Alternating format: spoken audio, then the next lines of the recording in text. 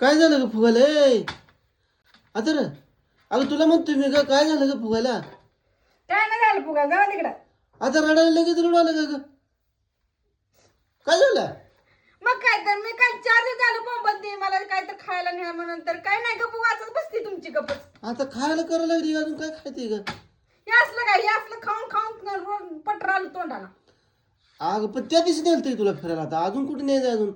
काय तर फिरण्याला चव उठली तुमच्या फिरायला नेलं दूध नेलं तिथं आदळलं तिथं आणलं माघारी बसून नुसतं गाडी. अगं तेवढं तर नेलं का अगं कुठं कोण नेलं का हॉटेलमध्ये नेलं का काय खाती का ग बाय म्हणलं तर का तुम्ही मला काय आता तूच नग म्हणायची की बाहेर नेलं माणसं कसली कसली काय काय खाऊ घालती ती आणि तरी आमचा नवरा असला.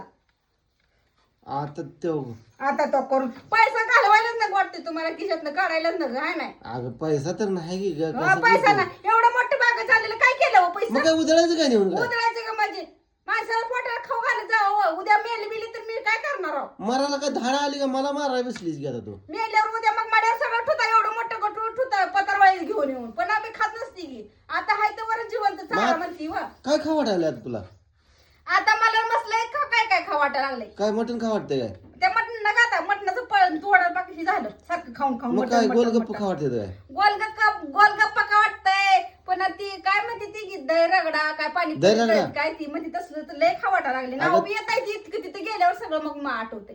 तर घरी काय आठवत बघितलं नाही तर काय आठवायचा घरी. अगं स्वयंपाक कर ग इथं मारा लागलो ग उन्हा तानाचं तुला खायला सुचा लागले वाढाळ्या हा मीच वाटाळे माझ्या बरोबर रगडा मारता तेव्हा खाऊन पण चांगलं. अगं कोण नेहतो का एवढं बायकोला फिरायला ग किती लांब लांब नेऊन आणलंय तुला तरी बोलतो कुठे नेऊन आणलं बाळूमाला तेवढं नेलं आणि ज्योतिबाला नेलं कुठे नेलं पन्हाळगडावर नेलं रंकाळा कुठे ते नेलं एकच दिसतं ते हे दाखवलं.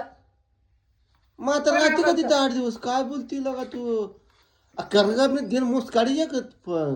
खा वाटतं नाही वाटतंय बारक्या लेकरांनी डोळं काय करते बघतंय काय